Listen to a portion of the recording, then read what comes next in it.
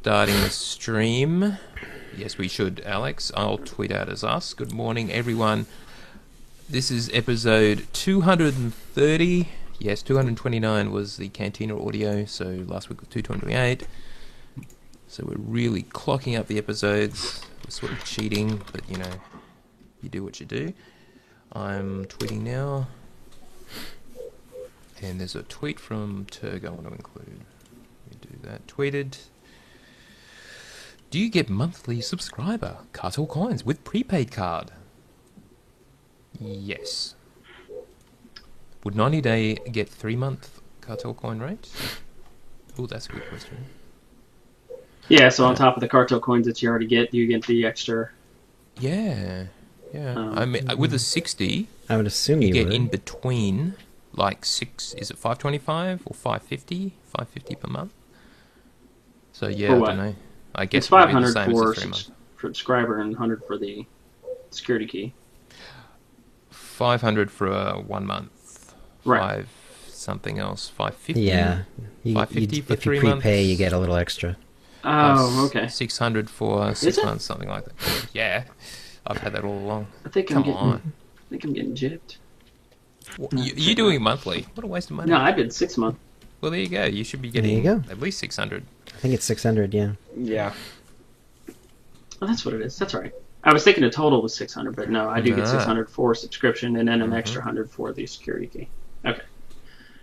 All right. I'll Let let me him off retweet this Alex's tweet. Oh, well, my iPad's on. And my phone. Wow. Thank you it's for so, retweeting it. Yeah, 'cause that's that, okay. That warned me. All right. Oh yeah, hi. And yeah, we are live. I should mention this is a raw version of the show with all our just mindless, just wandering off, etc. Until we actually start recording properly, and then we will flub. We will screw things up. We'll stop. We'll start. Bit of a mess, really, to be honest. The final edited version is much cleaner. That's a terrible still of me. Just looking at that. Yeah, okay. Let's not worry about that. All right. I should have had more tea this morning. Still half asleep. All right. I just better make sure I don't stop recording. Now, Chell, anything you want to talk about in advance before we kick off? Yes. Not really. I mean, I wrote a lot of notes. Okay. All right. We'll go through that. The only stuff we're really covering in the news is a few news items, but then there's the last 2 blogs. We will talk about Level Sync. We'll just address that. Okay. Teaser, I love it. I love the idea. Yeah. But anyway. Teaser, I don't. I do. All right, so Spoilers. you're going to be... I'm the 1%er of the 1%ers or whatever. Oh, the one that... Michael Backus called us. The one he doesn't care about. Yes. That. The one he doesn't give a fuck Yes. about or something. Yeah. I don't know if he threw an F-bomb on that one. That was pretty funny. He was getting... He might well, have. it was pretty much everything was getting an F-bomb towards the end. Yeah. Was he... And he doesn't drink. That was the strange part. Yeah, I thought he might have been getting a little drunk, but no. It's just the way he is. All right, Chill, you are recording. The other guys are, I believe. I am recording. Just confirm. Yep, looks like the volumes are good. Yeah, Fiona, you do indeed. Test. That's good. Mine actually looks a little low. Hmm. But then I wouldn't do it monthly because it's like you save $2 a month if you do it 6 monthly. So if you're a cheap bastard, then Yeah. you do it like that. Yeah, you gain both ways, don't you? Mm-hmm.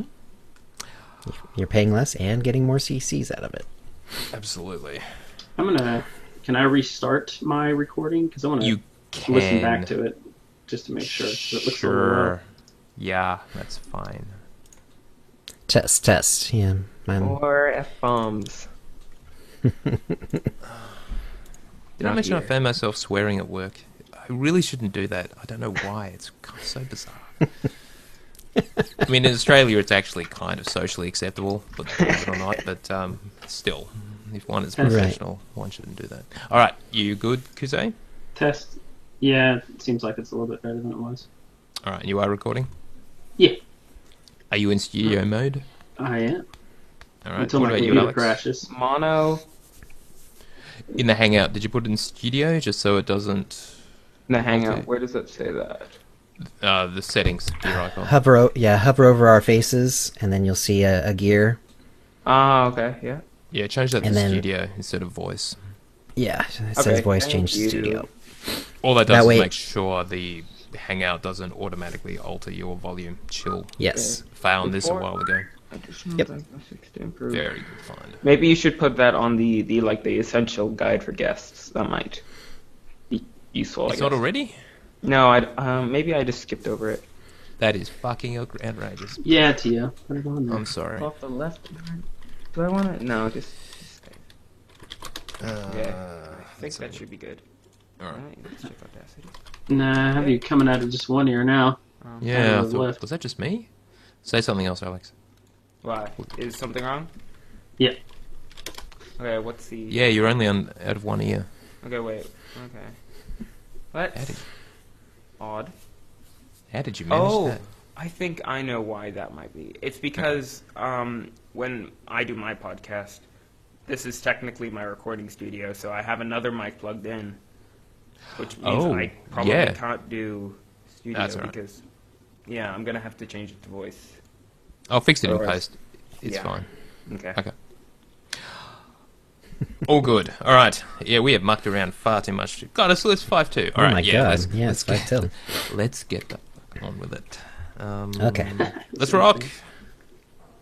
Going in 5.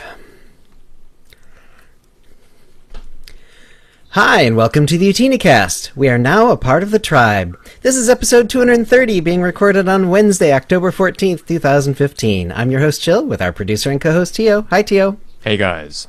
And our guests today are Kuze and Alex of the Geek Podcast. Kuze, what you been up to?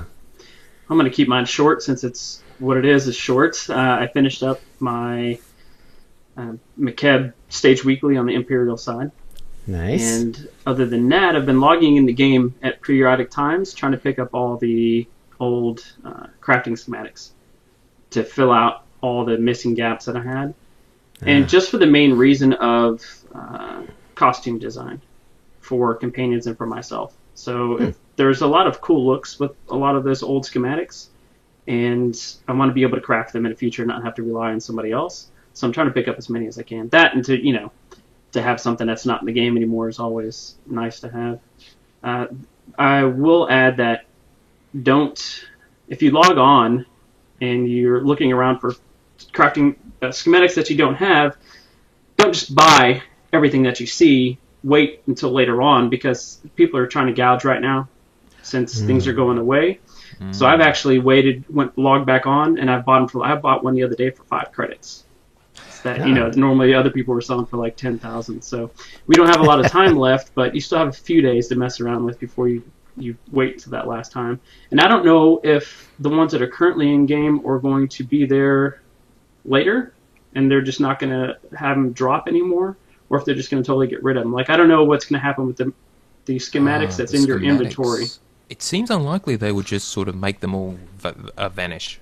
Yeah. So I would guess they would remain. It would remain probably until everything's sold or used, and then just not drop anymore. Exactly. Probably. Yep. So it might be a good idea to go ahead and pick up some schematics that are cheap, so you can turn around and sell later on for somewhat of a profit. Other than that, in real life, I'm in deck mode. I tore down my deck on the back of my house the other day, and I'm in the process of building the new one, which I start this weekend. So that's what I've been spending most of my time on. Excellent. Other than that, that's it. Awesome. All right. Alex, how have you been? Well, I've been great. I finally got my Jedi Consular to 60, which I've been doing for the past, I don't know, 3 weeks. But I've Yeah. been taking breaks because I got really burned out recently. And yeah, I'm glad that I finally got him up all the way. It's the third try I've actually had doing a Jedi Consular, because I tried Shadow and I didn't enjoy that. And I tried healing, and I don't enjoy leveling as a healer. So this time I went DPS balance because I've heard that's great or whatever. And it's the first dot spec I've played, I think. So a lot of fun to try it for once, I Yeah. guess. And I actually enjoyed the story, because a lot of people say that like the story is kind of like not that good. but I enjoyed it. So I don't know. Good. I went dark side, just like I think you did with your Yeah. recent one. I had to put it aside because I'm working on the McKeb stuff, but yeah, I'm enjoying the dark side version. I think maybe a little more than I like the original one where I went light side. It's Yeah, very interesting. Especially a moment you mentioned recently with, let's just say, a ship and a moon. Mhm. That's pretty good.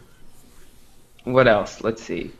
I've started designing all my characters, giving them outfits because I don't really like the the comm gear for level 60, the Yavin gear, and I just like nah. Right. So I got some companions? nice gear. Well, not the ones for my companions, the one that you buy with your comms, what is it? Sure. The 186 gear. Yep. And I kind of got sick of looking at that all the time, so now I finally kind of like this design. And that's a lot of fun, except as someone who doesn't enjoy doing dailies and doesn't know how to run the market, it's really hard to get credits to buy these nice pieces, so I'm having trouble with that. And I want to start an agent soon because that's the only class I haven't done. Huh. Okay. And I know I sent in a tip a few weeks back saying don't use an Insta-60, but I really don't want to have to go through McKeb and Shadow of Revan again. So, yeah.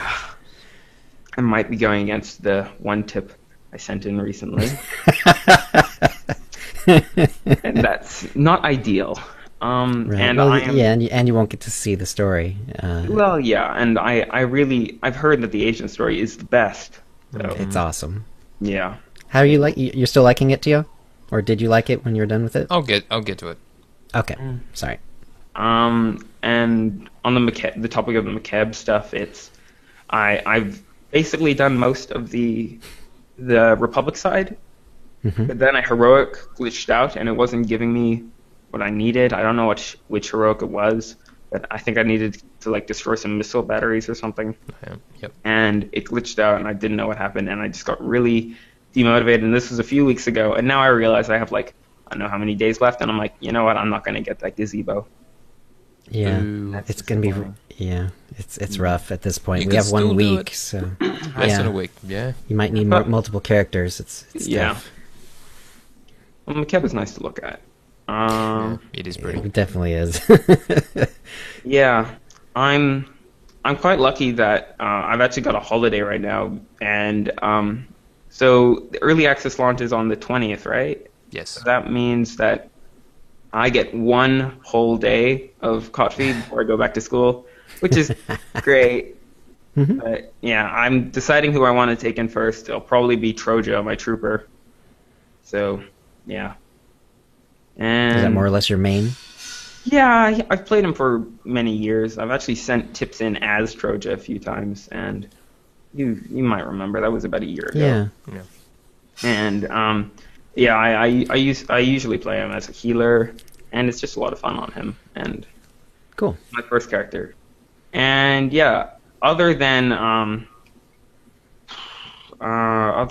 SWTOR, I've actually been doing a blog series on my website because that goes with my podcast. I have new blogs that I do there. And for the past 2 weeks, I've been doing this thing called the lead up to Knights of the Fallen Empire, where every single blog post has been about SWTOR, and I've been having a lot of fun. I covered why a SWTOR movie would be great, who is my favorite class in SWTOR, the Fallen Empire stream, the one with Musco, what did we learn, why is PvP getting the hand in SWTOR, which was suggested by you, Tio. I kind of compared it to Battlefront and stuff, and that was nice. And then yesterday, I posted a summary on the Consular story. And I've got 2 more posts, or 3 actually, and those are Shadow of Revan versus Rise of the Hutt Cartel. I want to do a comparison of the past 2 expansions. The SWTOR movie Part 2, how I would do it, and I want to write out my general idea. Cool. And then final thoughts before coffee. Very nice. And Jeez, you're prolific. Yeah. yeah, I do a lot of writing nowadays, and it's 3 times a week, and Wow. that means I have to kind of balance it with all the other writing assessments I have to do at school. So I'm like, should I be writing Right. this or should I be writing the science essay? And Yeah, you'll probably have to back off the throttle a bit, I imagine. Yeah, I'm just lucky. Just turn in your blog as the essay. This is what I like about SwordToward. Just turn it in. What does this have to do with animals and their habitats? It's a bit of a stretch, but I'm sure you can make it work. And also, a few days ago, it was my birthday, and that was fun. Ah, And I got, happy birthday. thank you, I got 2 things that I love. Let's just see if I can get this on camera. I got Sphero BB-8, and Nice. this guy is super fun. I will let all of you discover when you guys eventually get one, because trust me, you want one.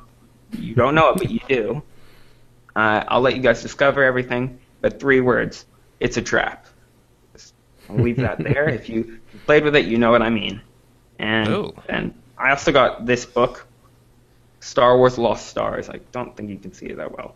Okay. But that is my favorite Star Wars book I've ever read to date. Oh, A billion. what's it about? It's about, it's set during the time, like before the original trilogy, during the original trilogy, and after the original trilogy. Okay. And it's about 2 Imperial cadets who are from the same planet, and they've been friends since childhood, and they fall in love. But then one of them joins the rebellion, and the other one is super loyal to the Empire, and there's like a conflict. And it just Cool. basically goes through all the major events of the original trilogy, and just basically ties it in. And it's written so well. That's It's cool. like a million times better than Aftermath, which I did read. I did not enjoy that much. It's crap. Just saying. I've listened to it like I think 4 times, Wow. and I'm still having a hard time getting it to really stick. There's something about it that just kind of slides off my brain. It's I kind of think crazy. The writing. Maybe, I don't know. Still in the box. Still in the box, huh? You're gonna sell it on eBay in like 12 years. No, I will open it. Okay. Yeah. But other than that, I think that's my past few weeks, I guess. So Awesome. next up is you. All right, Tio, how about your week? Now, firstly, we did release the audio that Chill recorded at the Community Cantina, which he will tell us all about shortly. Yep. And we've got some really positive comments about it, so thank you everyone for good. your kind words. Chill did a really good job, and editing it together was, well, anyway. You kind of had We to let got the sound go, or did you actually try to? Oh, I did reduce clean the that up background. a little bit, but there was only pretty so much. hard. You can't do much with crowd noise. You just can't. Yeah, I think you'd almost have to buy like a special directional microphone or something to get Yes. something like that to sound decent. It's just rough. Inconsistent background noise is effectively impossible to remove. I did enhance the vocals, which actually brought out the people speaking, but Nice. that's all I could do. Anyway, and Well- sorry about the swearing. Chill did a pretty good job with. Actually, when he reiterated what was being said, was actually the times that I couldn't hear what was being said. So he did a pretty good job of picking He did. up on when somebody When was the talking crowd really noise was slow. crazy. Yeah. Thanks. Yeah. Yeah, So that was- I was that like, was pretty good. Yeah, it was helped pretty out. noisy down there at times, so I appreciate that. Now, Chill mentioned the joke, the Star Wars joke, that Musco told on stage, and he subsequently tweeted out what it was. Why shouldn't you send Jedi emails? Because they can't get attachments. I actually like that one. Yeah, when I first got a heard good that, Ari reaction. told me it was, So good. yeah, it was hilarious. Yeah. And then when he I asked a laughed couple far people too to tell, when he asked people to tell their favorite Star Wars joke, like one of them told the lukewarm joke, and then Ah. the other 2 couldn't think of any same thing, so they repeated his joke. So it's an instant sad. classic, apparently. Now, speaking of podcasts, we also recorded the 10th Galactic Gamers Coalition. This time it was hosted by Marshall and Will of the Usual Podcast. And we had a few of us, including Jesse from Passionately Casual, which is a relatively new podcast. They're only a few episodes in, features Jesse and Jason Taylor. So Cool. It's great to hear those guys together. And yet another podcast joining the community. Can never have too many, really. Excellent. And that has been published. Marshall got it out, and you can listen to it now. Next month, the 11th Galactic Games Coalition will be hosted by Neptune. his guys from Old Republic Radio, and that's pretty much because that's when the Extra Life charity event is being held, and Neptune is doing something with that. So he wanted November's show for that reason. So it'll all be him. Wow. Now, in SWTOR, we didn't actually raid, but half the group, we got together to do Blood Hunt. No, it's just a flashpoint. Blood Hunt in hard mode, which I'd never done it before on hard mode. I mean, we've all done it as solo mode. Right. And some of you may have done it as tacticals. We did it on hard mode. And yeah, we wiped a few times on the first boss. It's kind of embarrassing, really, to be honest. That's the monster boss? You mean the monster boss right at the beginning? Yeah. Okay. Yeah. Interesting. He enraged one time. There's a lot of ads, and if you don't keep the ads under control, and you pretty much got to get your DPS to burn them down, because your tank can't really pick him up, because he's got to make sure he doesn't get knocked in off the arena, because the boss has a knockback. It's a hell of a fight. The rest of it was okay. We actually did all 6 of the challenges once you get into the building, just for the bonus. You only need 3 to actually proceed, but then you do another 3. So we did all that while we're in there. Probably not going to do it again for a while. Yeah. Though it probably will come up on the rotation once Kotfi's live. But yeah, this week for those who are around, we may do the other one, which is Battle of Rishi on hard mode. Just to say we can. What else? And finally, been playing my Imperial Agent. Still just sort of plodding along, baby permitting, and I am now currently between Bossavus and Voss. I hear something major happens on Voss. I just saw that title somewhere on Reddit without reading further because I don't want to be spoiled. Okay. So yeah, I'm still waiting for it to get really good. There's been some cool twists in the story, but yeah, I don't know. I'm still preferring the Jedi Knight as my ultimate favorite story, but we will see. Anyway, I think I think why I enjoy the Agent so much. I don't necessarily roleplay, but for some reason when I started Star Wars and I started a character, I kind of started off with a persona of that character. You know, am I going to go light? Am I going to go dark? You know, how do I want to start and end with this character? And basically the way that I played my Agent was exactly the way that the story fleshed out in the end. Okay. So it's almost like I knew what was going on before it all happens. Everything worked out just perfectly for me. So it stays in my mind because of that. So it was a really good story. Okay. But Darkside Marauder is probably my next favorite. I did a light side Marauder, so I'm going to have to do the dark side eventually. Yeah. Probably the better way to play it. Anyway, that's my week. Over to you, Chip.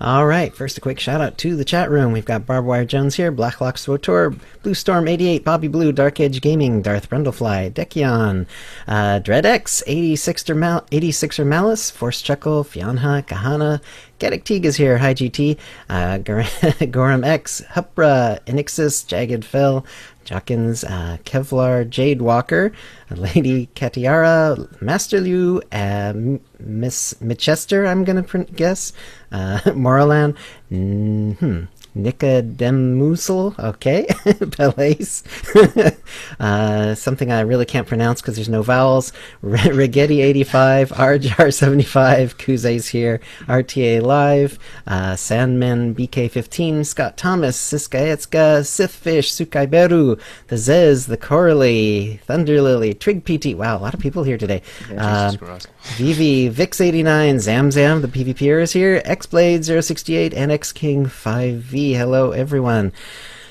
Whew.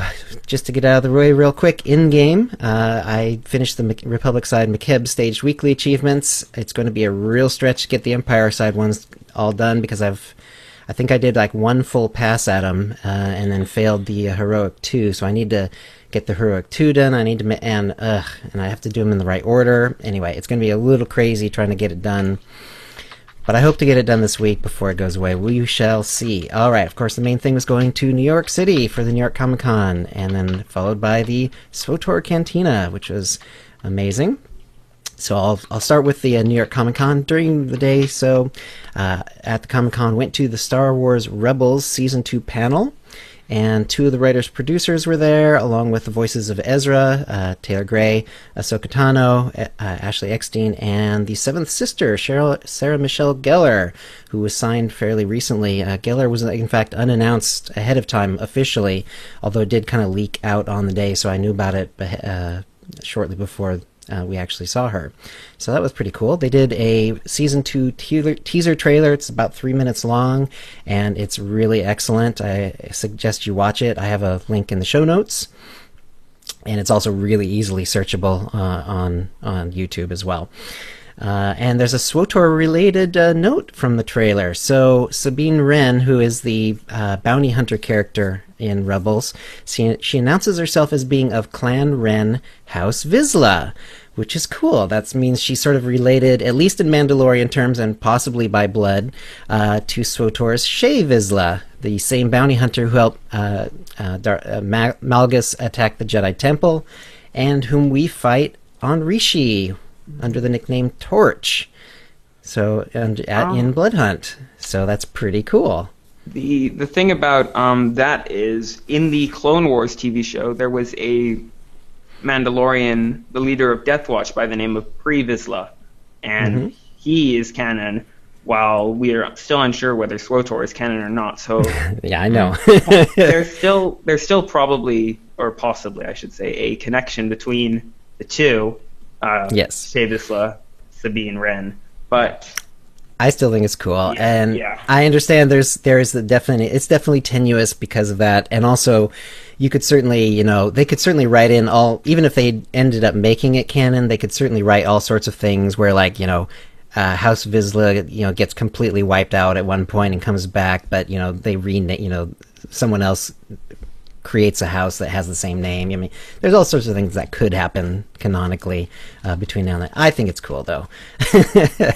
And and I'd kind of forgotten that Shae Vizsla was the one who helped Malgus attack the Jedi Temple. So I didn't put two and two together until I was looking this up on the Wikipedia. So that was kind of cool. I would have had a little different attitude towards her if I'd known. They said a few interesting things at this Star Wars Rebels panel. These are a little spoilery, so if you're listening to this as a podcast, skip ahead about a minute maybe, if you're avoiding the Season 2 trailer, or if you didn't see all of Rebels Season 1 yet and you don't want to be spoiled. So there you go. So I'm starting now. All right. First, with Ahsoka Tano appearing now and being almost 30 years old, they had to age her character from Clone Wars. So this is quite a challenge, both for the animators, partly for a bunch of reasons. Partly because of the whole aging thing just in general is difficult. Partly because they have a slightly different artistic slant on all their characters. And then also it was tricky for the voice actor Ashley Eckstein. And Ahsoka, they make it clear that she's on the side of good, but she's not a Jedi. She does not consider herself a Jedi, and she will not always act the way a Jedi would. And in fact, Ashley would sometimes ask why Ahsoka was doing this and that during the when she was doing the lines, and that's how they would answer her. They'd say that she's not a Jedi, so that's why she's doing it differently. Her personality has sort of evolved. Ashley voices her differently, and not just in pitch, but also sort of in emotional tone. So she ended up redoing her take sometimes when the lines came out, as she put it, to Clone Wars Ahsoka. So she'd have to redo it as more mature Ahsoka, which is kind of cool. And with Ahsoka back, it's clear that this is, of course, a major issue for both Vader and Palpatine. And Palpatine himself in the trailer notes that Skywalker's apprentice could lead them to other lost Jedi. And this is, of course, scary for fans of Ahsoka, since, people who know about Palpatine or find out, that he's a Sith, or know about Anakin, or possibly know that he became Vader, those people tend to die. So, you have to... the stakes have definitely been raised here. It's a nice. That's why it's such a nice twist, among other things. In the trailer, you see Ahsoka use white lightsabers, so those are officially canon now, not just in SWTOR.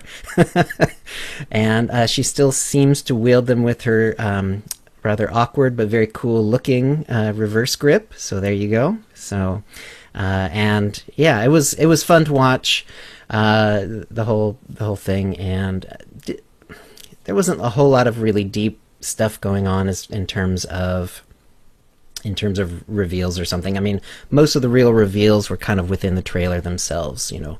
In fact, a lot of the actual like question and answer tended to be sort of gushing about either Ahsoka or just about Sarah Michelle Gellar. A lot of Sarah Michelle Gellar fans were there, so kind of done with the spoilers. So welcome back if you're avoiding it. Make that 3 or 4 minutes. Yeah. Okay. Yep. 3 or 4 minutes. For Sarah Michelle Gellar, there were several factors that got her interested in the part. Her daughter is a huge Star Wars fan, and her daughter, in fact, is a big Ahsoka fan. And, in fact, Ashley voiced a special message and sent her as Ahsoka to Sarah Michelle Gellar's daughter. Cool. So you know, clearly there's an emotional stake there. Also, she realizes that Star Wars is going to kind of continue on and on. She's excited to play part in something that's going to keep going like that. You know, part of something big, and also she said she was excited to play a strong female villain, which is, you know, something kind of new to her, playing, you know, the villain side, and it's also fairly uncommon in action fantasy. So she thought that would be a lot of fun, and apparently she's having fun doing it. So enough about that. Then in the evening, it was time for the SWTOR Cantina, and it was held at the Hard Rock Cafe right at Times Square, which is a pretty incredible place. It's very loud, very busy, all times, day and night, very brightly lit, and yeah, it's pretty amazing to be there. I met a lot of folks who listen to the podcast who you know, haven't written in but were nice enough to see me and say hi and that they like the podcast. So thank you to everyone who did that. It felt awesome, and it was nice to meet you all. Also, unlike the previous cantinas I've attended, it wasn't just drink, but they also served a fair bit of food, which was kind of surprising. And so there were, you know, sliders and shrimp cocktail and a few other things going around, and as well, and yes, you could get drinks as well. They did the usual, like, 2 tickets that you could get 2 drinks with. And for a late Thursday night, you know, which is kind of an odd time, it was very well attended. We were all sure that if they had put it on a Friday or Saturday, it would have absolutely been crazy, sort of wall-to-wall bodies. So it was, in some ways, It might have been nice that it was Thursday, because there's still plenty of people there.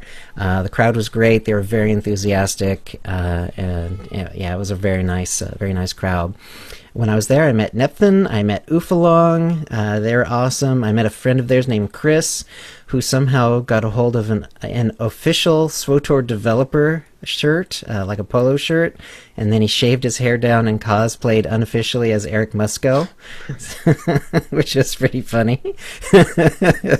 And I also got to meet Gaddock Teague of the Unnamed SWTOR podcast, so they're all awesome, fun to hang with, and yeah, we all laughed a lot. It was a great time.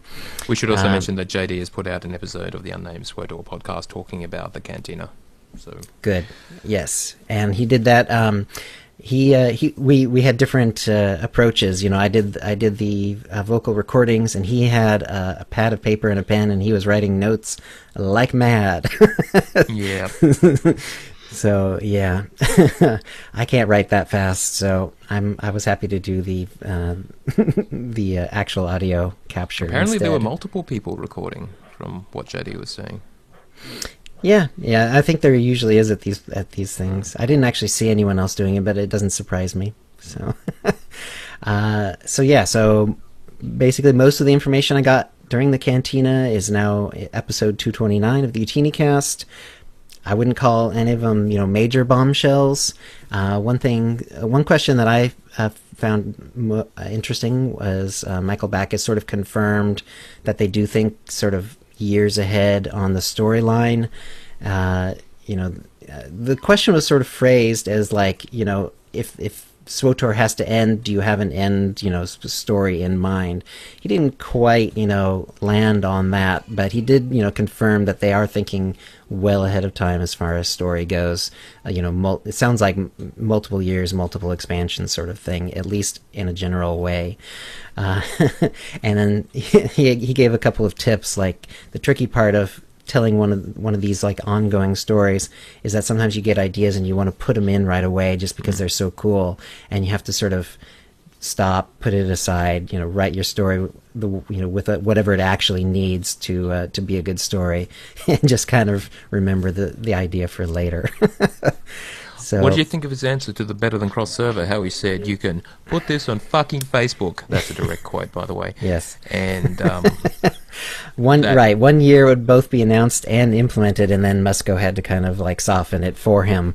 But, subject to change. Yes. Right, and it sounded like it was a couple. He specifically said a couple of things. So it's like there's a couple of things that they're working on that are both gonna help. And it sounded like it wasn't necessarily about cross server, because they were saying, the real issue is queues. No one really cares, whether things can really be cross server or not. They really care that, when they hit a queue, that it actually pops in a reasonable amount of time. Yep. So, yeah, that kind of tells me that it's maybe not exactly cross server at all, but something that they think will help with queues. So.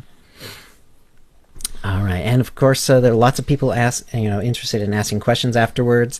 So, I could only get a few in myself.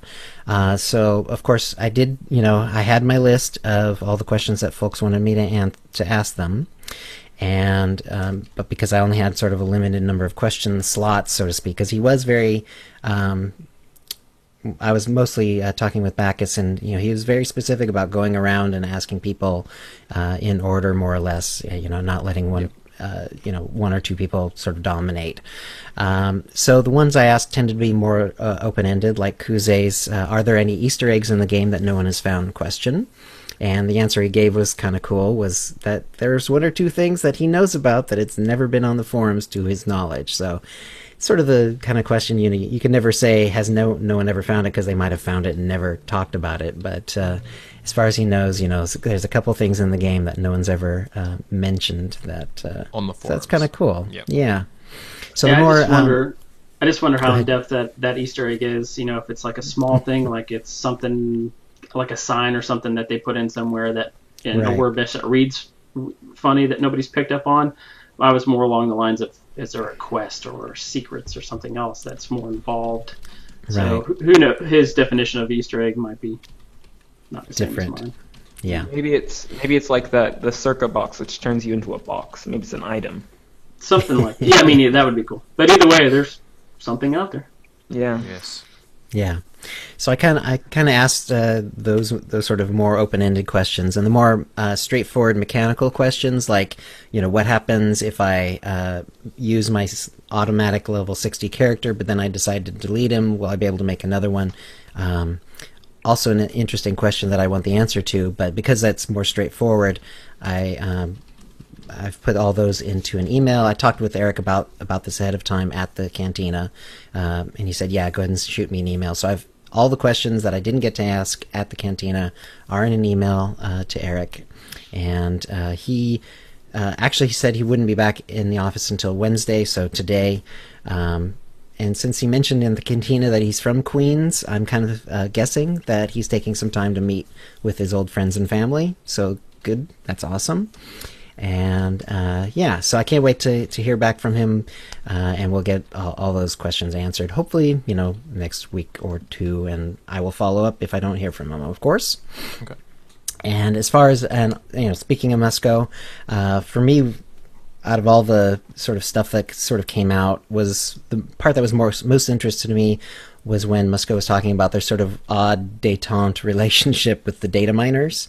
It was particularly interesting given both our recent interview with Kimmy, who had a lot to say about it, and also that, of course, that this is the period, right before an expansion, when, data mining is right at the forefront of, gamers and what they're thinking about and all that stuff. So that was really interesting. And if nothing else, definitely listen to that part of episode 229. because I found it fascinating. I do have some pictures. I'll talk about them real quick because obviously, people on a podcast can't see them, but they will be in the show notes. And Tio, just as a side note, because of the weird way I have these uploaded, I just shared them as a document. I got it. Okay, good. The first one is the one with sort of that halo behind Ufalong's head. I'm pretty sure that's Chris on the left side, who's a friend of Neptune and Ufalong. And so it's Neptune on the left, basically, not the corner, that's Chris. But the first one who you can see fully is Neptune, then Ufalong with the halo, there's me, and then there's Gaddock Teeg on the right. Next picture is me with Michael Backus, and he's just he smiled like the whole time. He's a very friendly dude. The next one, then you'll see Musco and the two top cosplayers, two of the top three cosplayers anyway. I voted for Arcan, but really it was kind of surprising. There wasn't anyone who just phoned it in or anything. All the ones who actually appeared were really good. I mean, solid cosplay. And there's a picture of basically everyone, including the two guys who weren't in the contest, and there's another picture of them. I'll talk about them more in a minute. I almost felt a little bad for the Malgus because he didn't quite make the top 3. I'm sure he was probably top 4 because he was really good, and he had the full facial makeup and everything. So I was kind of bummed for him that he didn't make it to the top 3, but he did. It was pretty good. It was actually a pretty good cosplay. But Arcan was amazing. He had a really good mask, and then he did a really good job on the facial makeup, with all the messed up skin, underneath it, and the reveal was really amazing. So that was really cool. And then the picture below that are the two Jedi who they kind of came in late, so I'm not sure. I guess that's the reason they weren't in the contest, but maybe there was some other reason I just wasn't aware of. They were both really amazing. I mean, they would have been top 3 for sure, but at least potentially. The one on the right, I know his arm's kind of moving. It's a little fuzzy, but if you look at the armor, it's all inlaid and stuff. It's this incredible detail.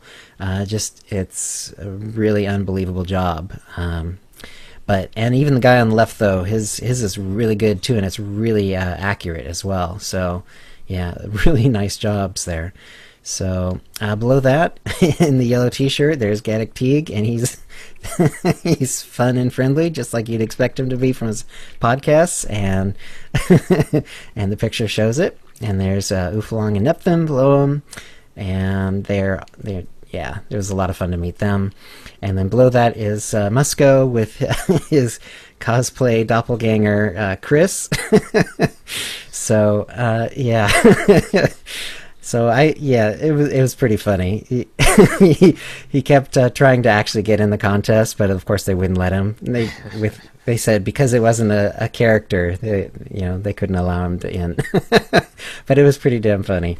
Chris was very close-mouthed about how he got what the devs actually confirmed was a genuine SWTOR developer polo shirt. Tate Watson, who I don't have any pictures of, but he was there. He actually looked at the label, and he confirmed that yeah, that's a real one, all right. So I don't know. No one knows where he got it, and he wasn't saying, but he got hold of a genuine shirt. So that's pretty funny. And he's another one of those just outgoing guys. He's kind of impossible not to like, and so yeah, Chris is very nice. It was nice meeting him. So I did a lot of tweeting over the weekend. Some non-SWTOR pics, of course, as well. There's a panorama of the massive crowd that I was in just before it was let into the Comic-Con, and then another panorama of New York City from atop the Metropolitan Museum of Art. And overall, it was an amazing, very short trip.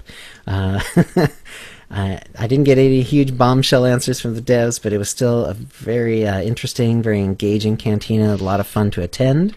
And a special thanks here go to our patrons and to our donators, without whom we wouldn't have the funds to do this sort of thing.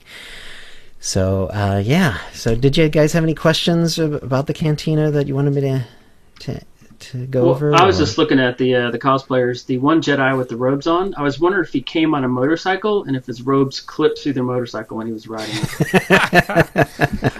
I just don't know if that's a real life thing or if it's just something that the game does. That would have been bringing realism to the next level. Yeah. Surprised his hair's not clipping through it like my my other trooper. No, it's great that you got such good audio from it. So it's sort of Yeah. almost like being there, kind of. Yeah, it was tricky, and of course I was, I recorded Bacchus just because, I knew based on his position in the company that he had the most opportunities to sort of be, more forthcoming. But I was looking over at Musco the whole time, and he was answering questions the whole time, and I was, wondering like what we might be missing. So, but couldn't split pick myself someone. into two. Yeah. So yeah, it was all great. So. Yeah, it took me a long time to recover too. I came back over the week, and had Saturday and Sunday to recover, and I needed it. You do a lot of walking doing New York City, so amazing city. I'd love to go back for a visit. So yeah. Nope. Hang on. Let me still have the visa. Let's see. Okay. I was just checking real quick to see if anyone was asking questions or anything. Sukai said if he puts his hood up, does his hair disappear?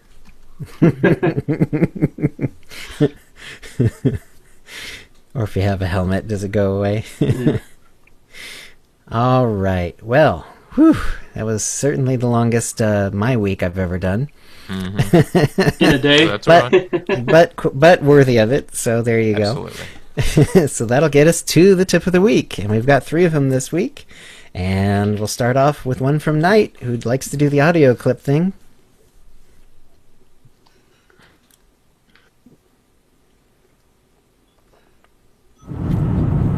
Hello TeenyCast, this is Knight from the Harbinger, and this is my tip of the week.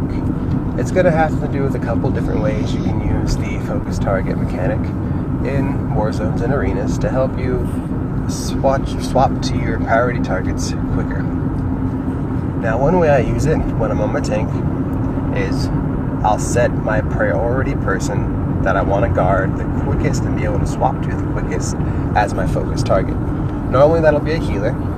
And so let's say I'm in an 8-man war zone, and I'm in my group's pre-made of a healer, 2 DPS, and me as the tank.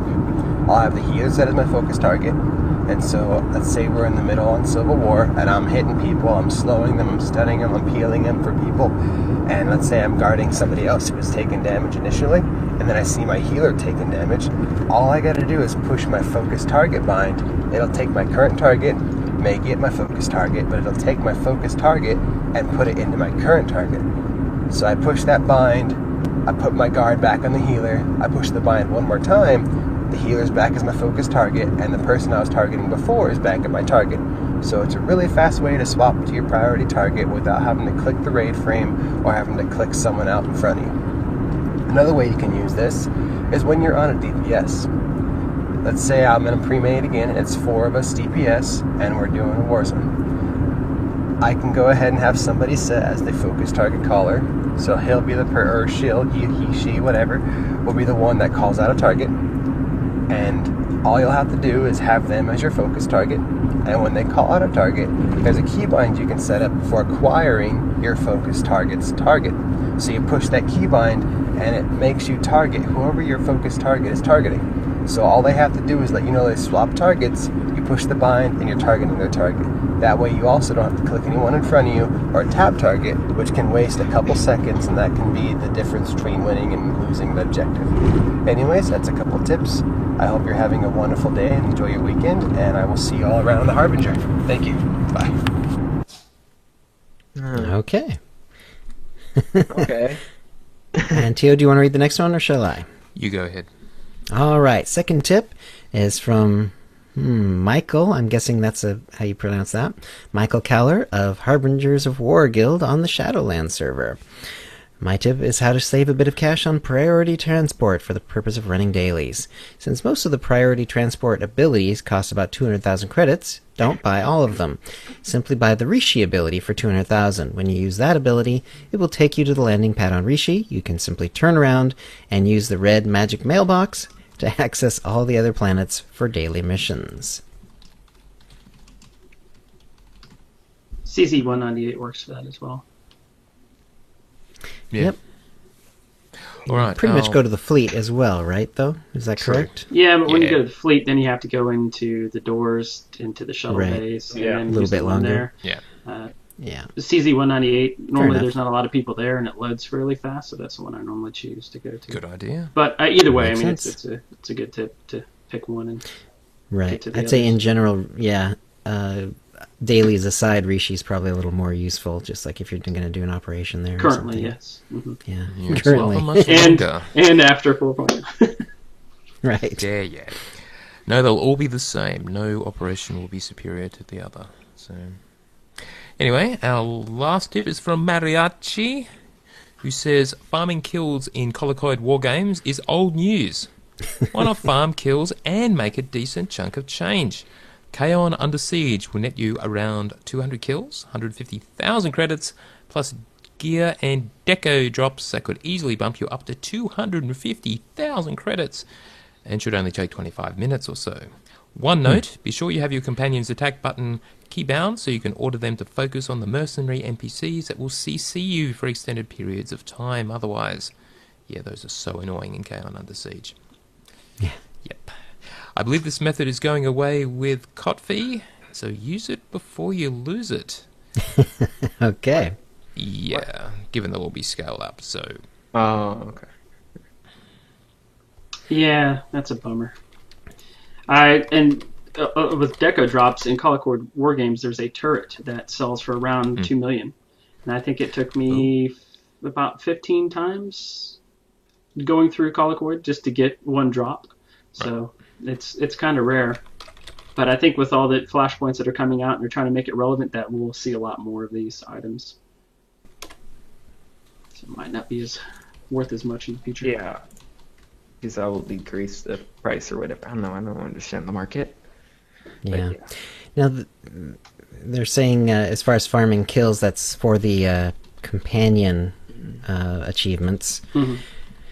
Says the method's going away with coffee. It's pretty true, but on the other hand, you won't have to worry about gear for any of your companions, and all your companions will be able to do whatever. So if you're looking to grind that, it won't matter what companion you have out, so you should be relatively simple to get all your companion kill achievements in coffee, because it won't matter which companion you have out. You just keep them out until you're done, then you move to the next one. Sure, I don't- because they can I play don't- any role, so it shouldn't matter. Yeah, you don't. And the gear's not important either. Mhm. So, yeah. Where did that turret drop? Was it off the final It's, boss? it's, or... it's off the final boss. Okay. Yep. That was Suki Cool. asking. All right. By random allotment, the winner is Michael. So congratulations, Michael. You're the winner of an M83R or Tonfun pet code, courtesy of BioWare, and a new TeenyCast provided cartel market pack from the latest shipment. And if you'd like a chance to win the same, please send your tips to teenycast@gmail.com by next Tuesday. And that will bring us to the Hollow feed. Tio?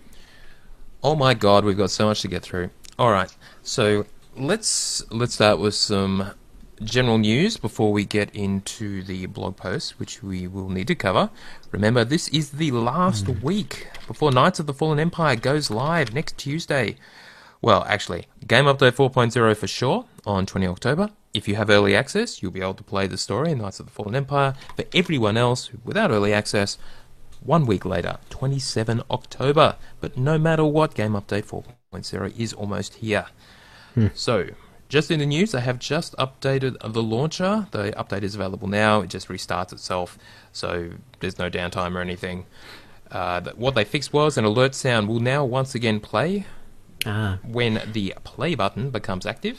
Because Okay, so that'll blow up noise. Okay. Yes. Which was good to listen for while it was patching and it was taking a while. So. Yeah, exactly. Yeah. During a I long think that- patch, you do listen for that. A different color would have been nice too. It starts off a dull yellow, and then it gets a slightly brighter yellow. Maybe a different color would have been a better indicator. Like Yeah. a blue or a green or something? Yeah, something. Now, apparently the repair progress when you were non-streaming mode for download was not displaying properly. They fixed that. And apparently random keystrokes could deactivate the play button. So if you've been getting some weird behavior from your beautiful new launcher, it should now all be fixed and be working great. Okay.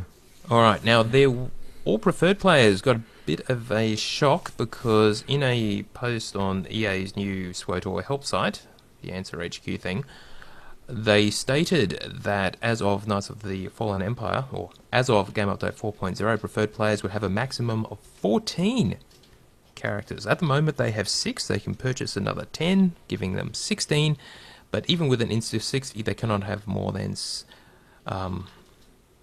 14 active, and it was pointed out in the forums that this wasn't actually a typo, they did mean 16. So for preferred players, Knights of the Fallen Empire, you can buy the 10 character slots to unlock, and on top of your 6 you get anyway as preferred, 16. Even with the Insta60 you don't get an extra slot, sadly. Okay. And of course for us subscribers, you can now get up to 40 per server. If you buy the extra unlocks. Remember, Right. it's still 12 by default. You'll get 1 extra slot for your Insta60, 13. Yeah, so the rest is pretty lot. much up to you. How much Wow. would 37 character slot unlocks cost anyway? Too much. Yeah, exactly.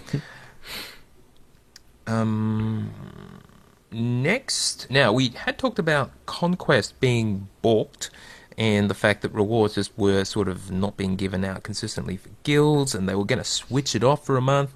But of course, there is a crafting mat in Knights of the Fall in Game Update 4.0 that is tied to Conquest, personal conquest at least. And so what they were going to do was, then this came out at the Cantina, they were going to try to make personal conquest okay, but deactivate the guild one so that wouldn't screw up on people. But they've actually fixed the problem. So Game Update 4.0 on Tuesday, Conquest will be once again working properly. They will all be active. They're not being switched off, so they'll be available from the get-go, and you should get that crafting mat, which we need. So that's good news. They did actually... I guess they couldn't say they were able to fix it because they didn't know what the problem was, but they did find it, and now they fixed it. Yay. Exactly. That's a lot less time than a month. So Indeed. Yeah, with software problems where you don't know what the bug is, how long's a piece of string? But it turns out this one was actually quite short, so that's great. Yeah. All right, now, something we've been putting off for 2 or 3 weeks now is the Jedi Consular and Sith Inquisitor class changes. In fact, it's been so long I can barely remember what's in there. But let's quickly, emphasis quickly, go over it Okay. before we get to the other 2 blogs. The bits to mention, the main ones, is that the phase walk that lets you drop your puddle and then teleport to it is now standard for the class. So that means the Sages and Sorks can do it too. So Yeah. Okay. I was thinking about this kind of out loud on my stream the other day. It seems like that, even more than Assassins, should be a really good PvP ability for Sages, because when they're healers especially, they tend to be tanks. They tend to be focused on, and having the ability to move, I think the maximum is 40 or 60 meters away instantly is going to be pretty amazing when it can be managed. So I think Phase Walk might actually be a better ability for Sages than for Assassins, or Assassins and Shadows. Almost makes me want to switch my trooper heals over to some sage heals. just for the teleport. Yeah. Now, speaking of Assassins and Shadows, they actually get a new ability. They get Shadow Step 2. In fact, it's called Shadow Stride, not Shadow Step. But it's effectively the same thing. Just like the Operatives, they have now got the ability to, with no global cooldown, teleport teleport 30 meters. And it's got a 30-second cooldown. You use the Force to move through time and space, appearing at your enemy target, not behind them, just at your enemy target, and increases your movement speed by 75% for 3 seconds. Doesn't break stealth, my god. So yeah, our stealthies all get Shadow Step in essence. Mm-hmm. Mm. Now, because it doesn't put them automatically behind them, you still have to be a little careful about how you use it, because if you're in front of them, they'll see you. Yeah. And also your backstabbing abilities are not available to you generally, although there might be things that can get around that. Yep. Alright, now for the various disciplines, you get your new passive, they move the levels and various things. We've got utilities, and none of them really stand out. We've already gone through all the utilities before, and it's the same kind of thing in terms of defensives, increasing movement speed, slowing them, that kind of thing. Right. Is there anything you want to pull out rather than going through them in detail?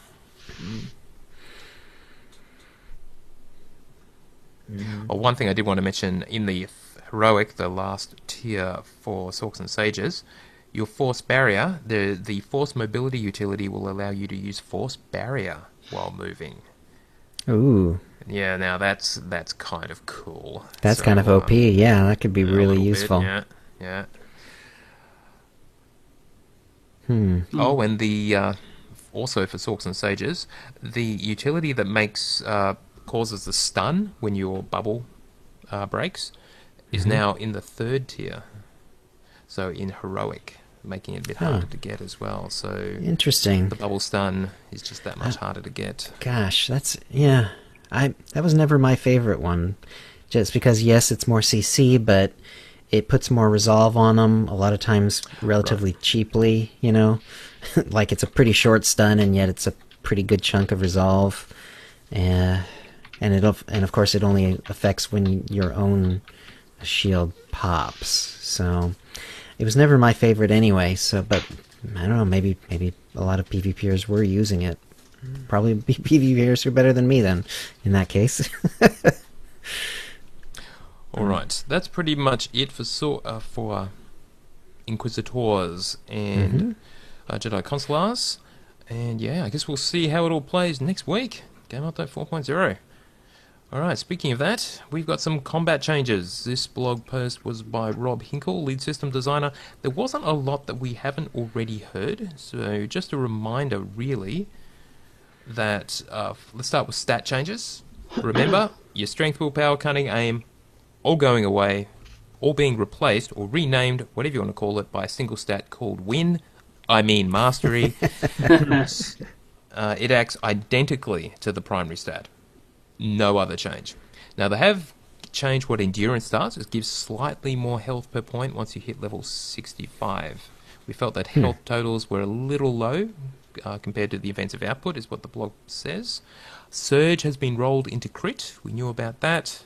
Mm-hmm. So this means that your crit rating will now determine both your chance to critically hit and the damage bonus you receive, which is what Surge used to do. Right. Now, One thing, I don't know if you're going to, but one thing that I didn't know before was that they said that critical hit chance is never a wasted stat. It says any abilities that do automatically crit will now, that crit rating will add a bonus similar to, I guess, what Surge used to do if you have an ability that always critically hits. So that way it's not a wasted stat for those automatic crits. It'll actually give a bonus to those automatic crits. it actually converts it into, well, what it actually says is any abilities that automatically crit will now convert any critical hit beyond 100% into additional damage. So basically it hits harder. So not really what Surge did, but it just gives you extra damage. In fact, that's better than a... I mean, that's what Surge did. It took your crit and then added a bonus on top of your crit, which caused you to do extra damage. Right, but crit never used...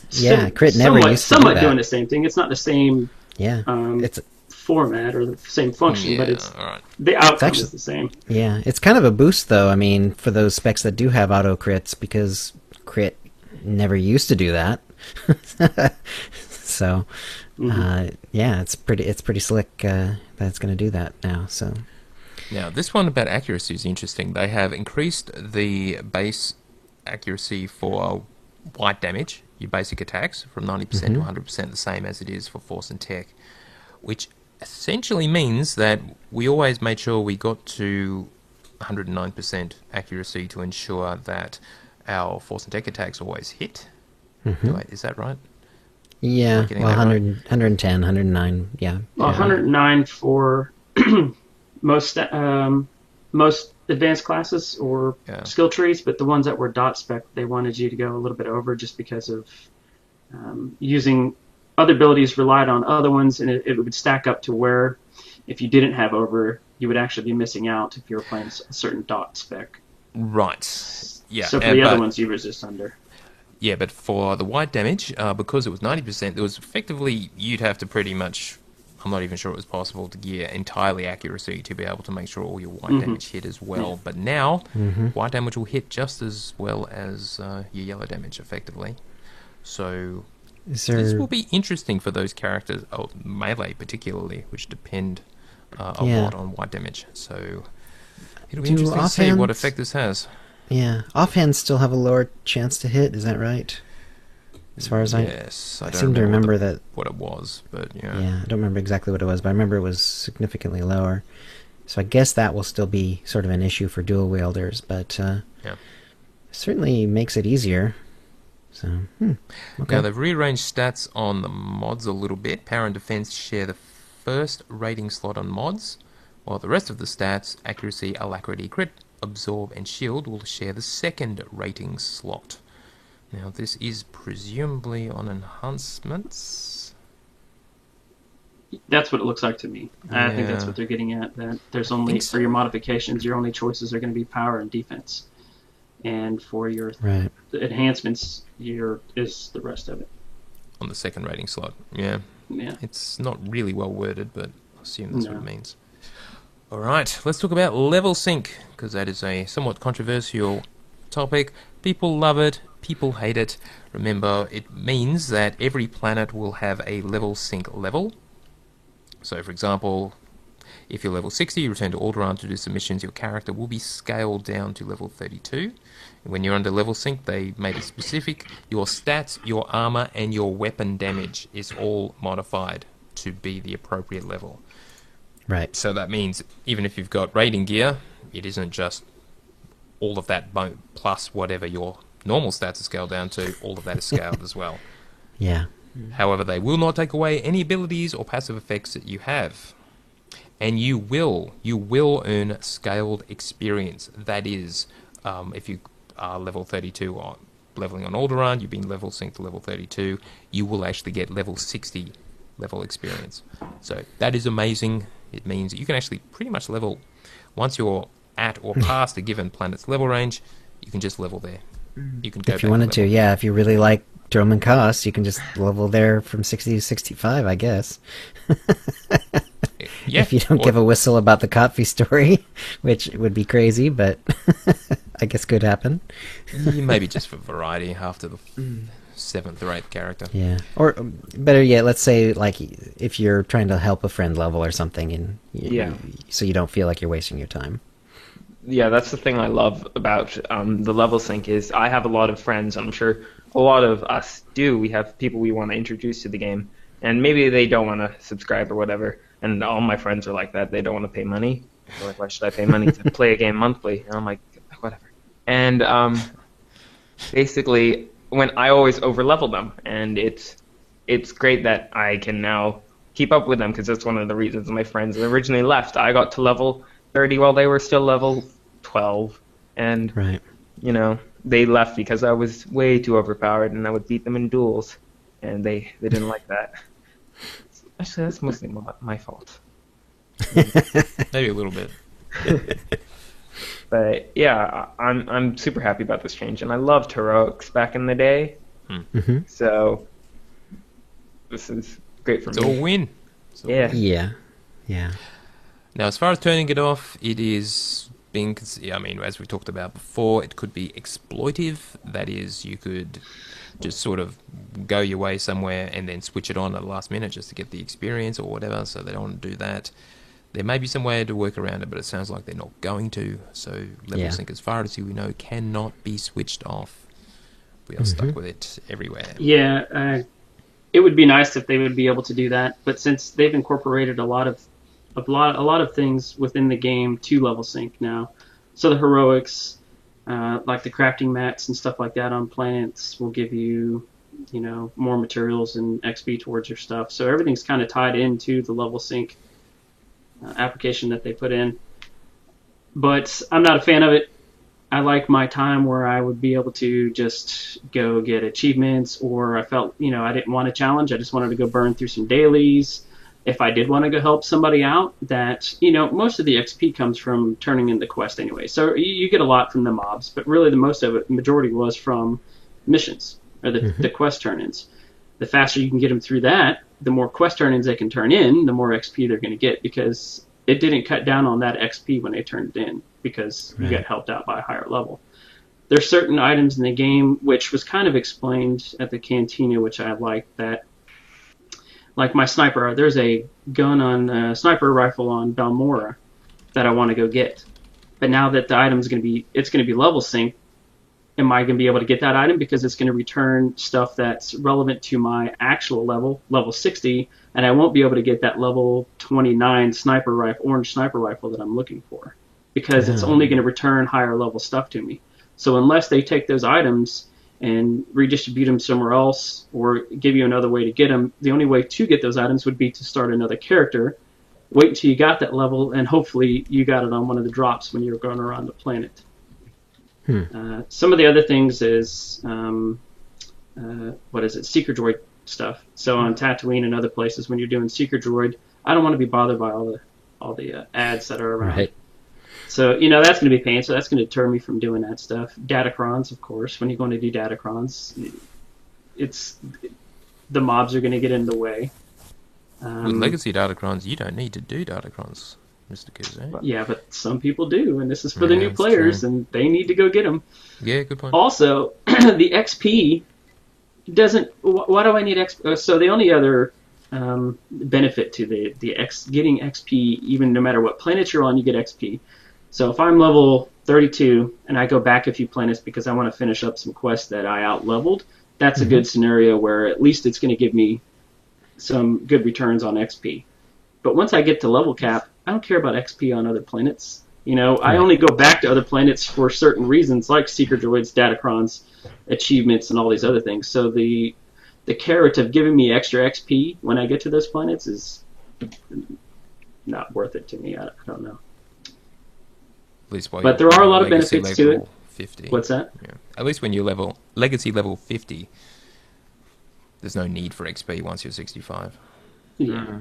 But there are a lot of benefits to it. I'm not totally knocking it. But there are some things that I think they either didn't care about or they just didn't think through. You elitist. That's my rant.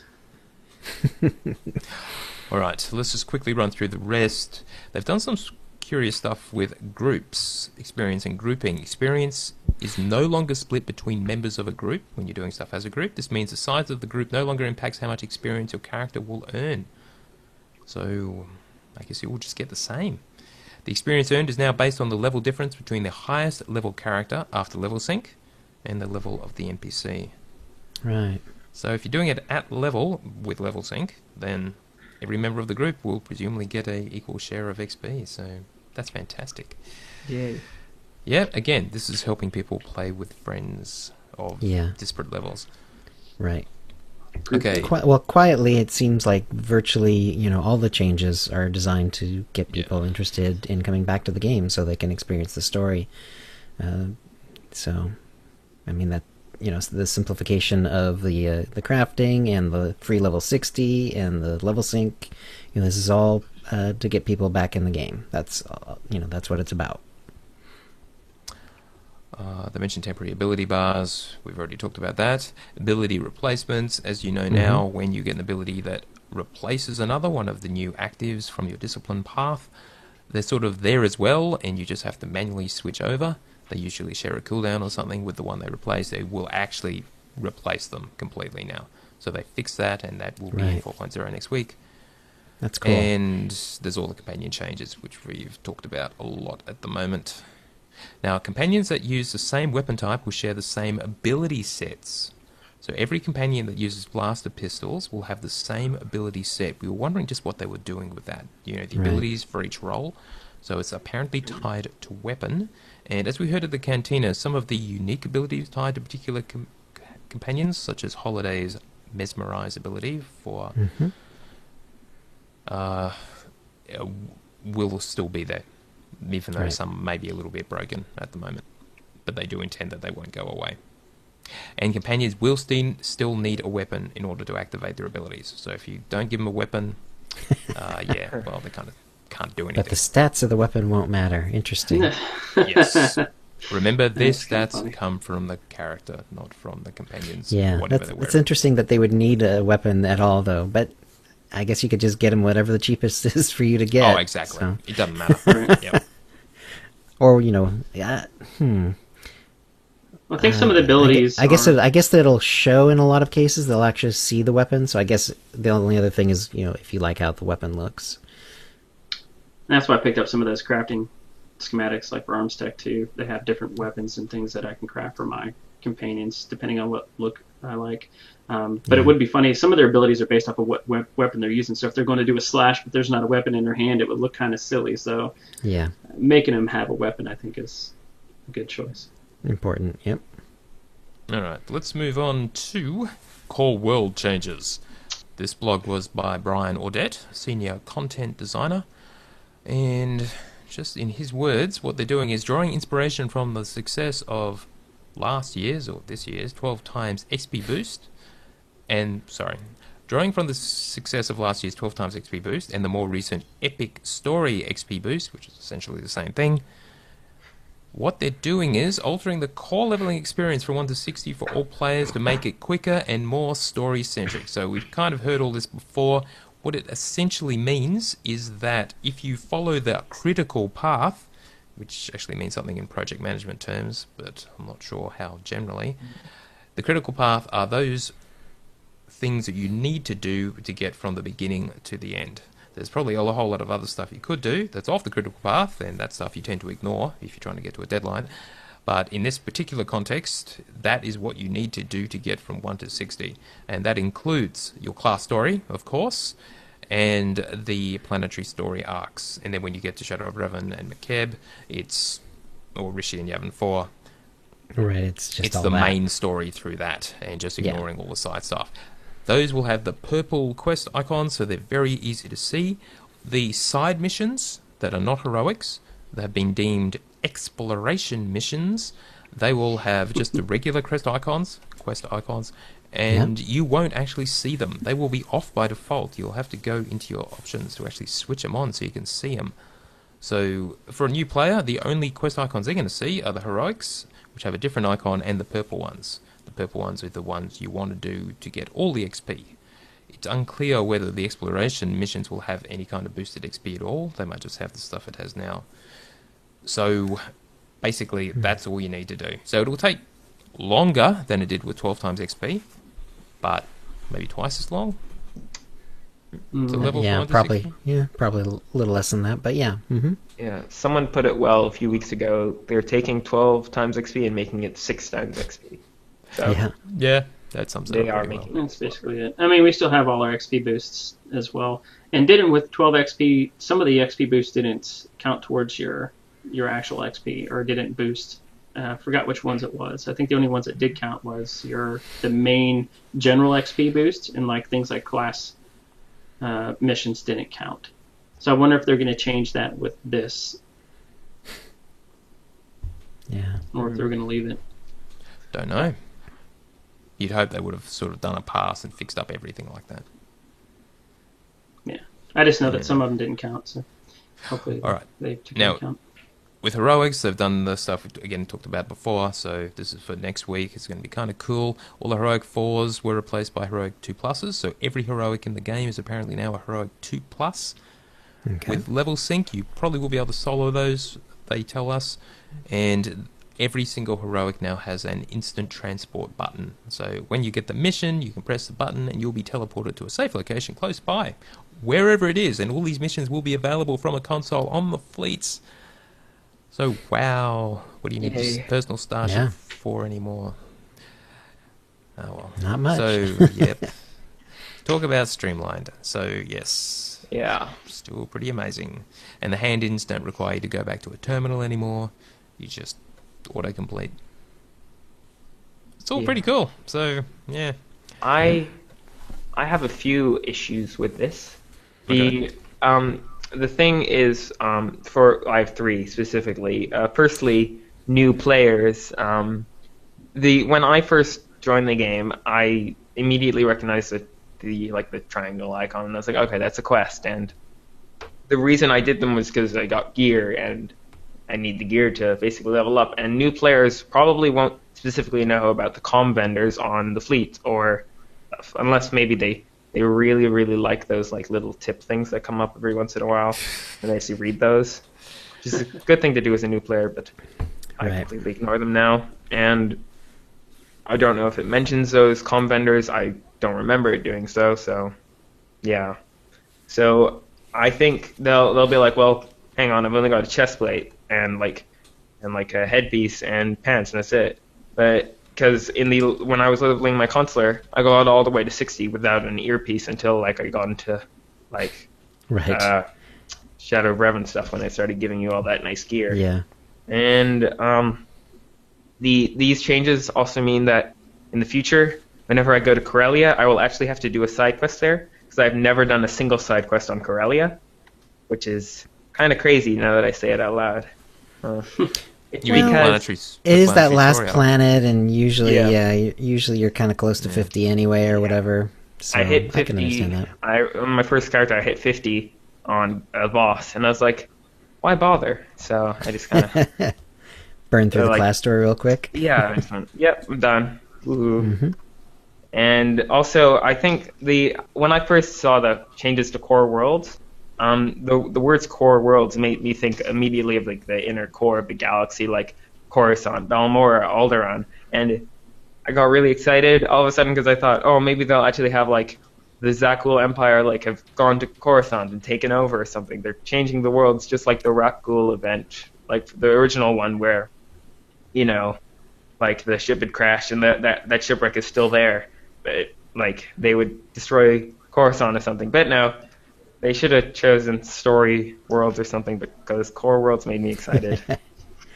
But yeah, otherwise I think this will make it easier definitely for, again, friends who were discouraged by a billion side quests every planet. So I'm on the fence about it.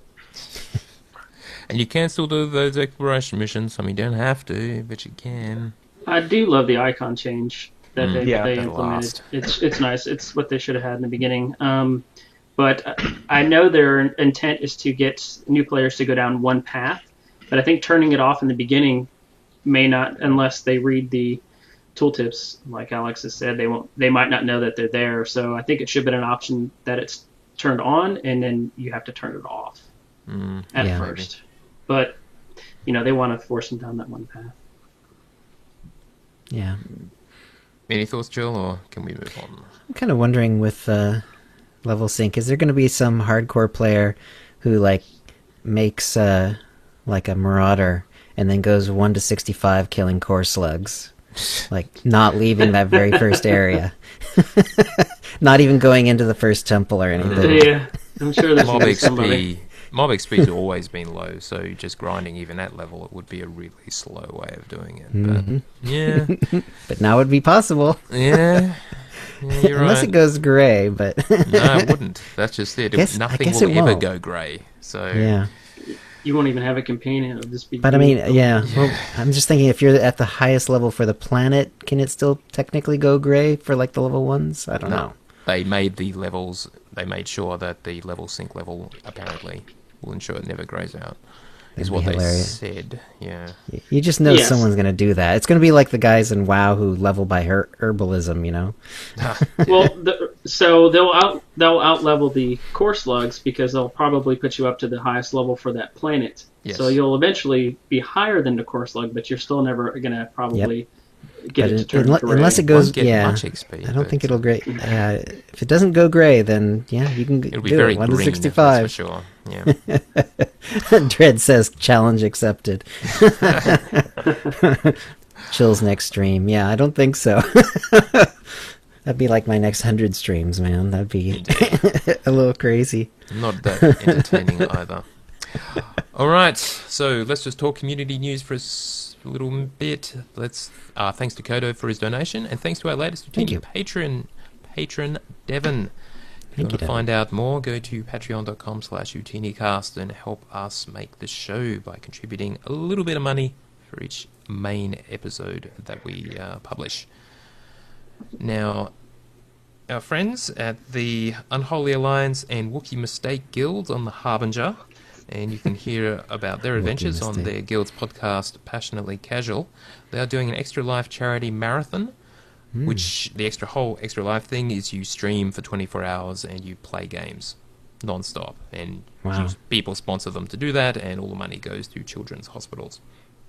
So it's a fantastic charity. Anyway, their guilds are organising this massive event. They're going to do a whole lot of stuff in-game, and I have a clip to play from them. Oh God, where'd it go?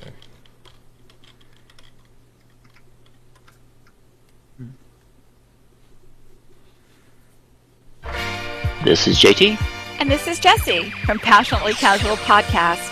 And you're listening to UtiniCast. Did you know that November 7th is Extra Life Day? Extra Life benefits Children's Miracle Network hospitals, and gamers all over the world get involved by playing 12 or 24 hours straight. We'd like to invite you to join our team and play with us, or sponsor the team with a donation today. To find out more about the event and the cool prizes you can win with your donation, including a Spiro BB-8 app-enabled droid, please go to unholyalliance.org/extralife. Play games. Heal kids.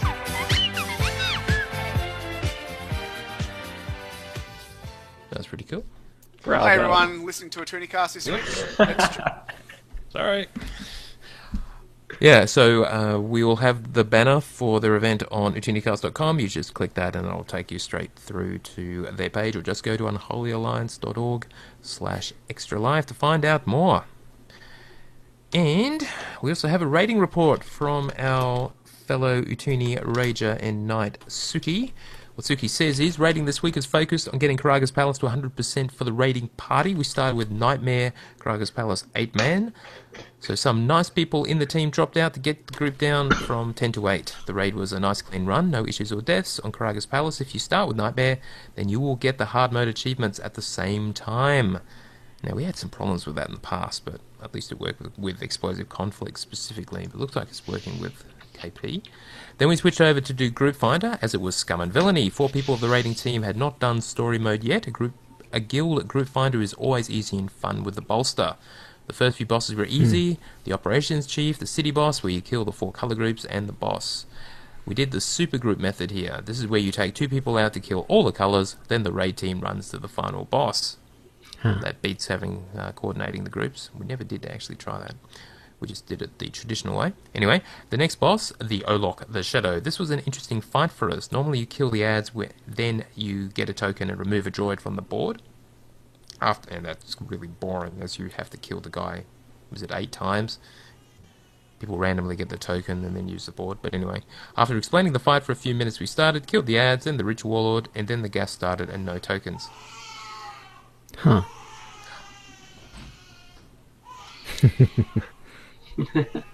I forgot about the mechanic in the fight that if you kill the Warlord first, the gas drops and you have to fight all the droids on the floor. Wonder how that went. But anyway, I guess in story mode, not too bad. The remaining boss fights were clean. The raid team this week, and sorry guys if I forgot anyone, with all the tune changes as we tried to get max comms. So Suki, his brother Ort, Kikidus, Evicarus, Lindre, Ragetti, DJ Red, Dread, Fiona, and Zykel. Nice guys.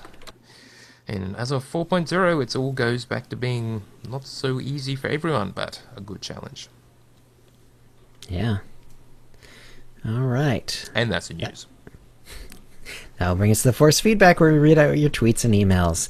And chat room, if you have any questions to ask, we'll gather them now to answer once we're done with the feedback.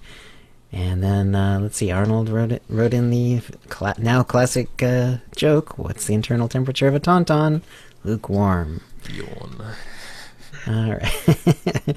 So Toraddict wrote, Star Wars humor, he asked. Seems there's a wannabe comedian in the game. Still as bad as Alderaan places, though. There once was a Mon Cal from Dak who wore a jetpack on his back. He liked to shoot a blaster and fly even faster. He was a Mando Calatak. Mando Calatak.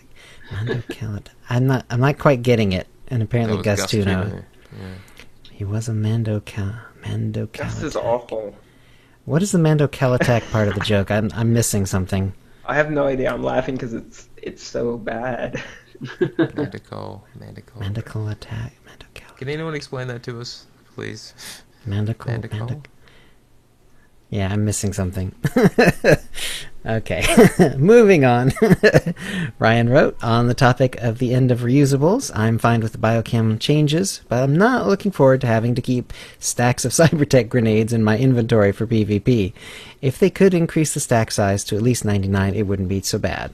I believe it's 10 currently, and I believe that's correct. There's a few items in game that the stack limit is 10, and I don't know why they don't change everything just to 99. It seems like an easy fix, or it's like those ones from Scum and Villainy, those oranges that you have to get. You can only, not that you need that many, but I like to buy a lot up front. You can only stack them in 10s. Yeah. The grenade you can only stack in 10s. There's a few other things in game, but everything should be 99 in my opinion. Yeah, yep. And let's see. I wrote, right now MK8s are cheap and fast to make. If the current MK8s stay as MK8s in 4.0, it will break the market the very day 4.0 launches. Crafters will have made top-end augments with what is now low-end mats and then put them on the market at high-end prices, while those who didn't exploit the change have to make the new MK8s with the new high-end components and mats. That just doesn't seem fair. Does it seem fair to you? Only current MK10s should be reduced to MK8s because at least the crafters made them using the current high-end mats and the wait times for crafting them and their components. Does it seem fair? No. They're probably limited in their options if they're not actually increasing. So, just to recap, the current highest tier of augments and augment kits will be MK8. Currently we're up to MK10. Any MK10 or MK9 augments and augment kits, presumably kits, will all be changed down to MK8s, and MK8s will presumably stay the same. That's all they've told us. So it does mean, well, since we're not actually upgrading, pretty much anyone who cares will already have MK10s, which will turn into MK8s. And if you actually look at the mats for MK8s, they're not that easy to come across. They're actually... That's what I was just going to say. Is that one of those weird in-between ones? Yeah. Were the 8s the in-between ones? No.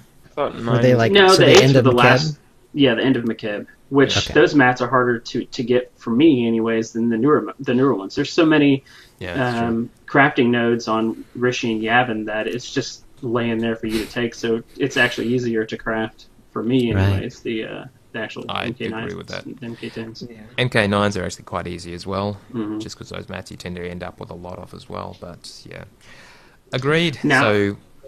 Is it really fair? Strictly speaking, no. Is it really that big a deal given how easy it is to make the MK10s now? Yeah, probably be okay. The only thing I just thought of is that the new gear that is going to be in crafting is going to be all blue. So you're going to have to use blue items to craft gear. The only way to get those components or the pieces for the MK10 kit was to reverse engineer, and it would return that item to you. So unless they've changed that, you had to do 10 pieces of gear and reverse 10 to get that item. And they said they're not going to return mats anymore from reverse engineering. So where is that? There's components, 10 maybe? components going to come from. So maybe it's going to be components instead of the... Yeah, the things that they just developed, the new components. Yeah, probably. Something like that. Or you have to make the components from... Right, that's what I'm saying. Or some crap like that. Yeah, there's going to be some in-between steps. I'm sure they've thought of it.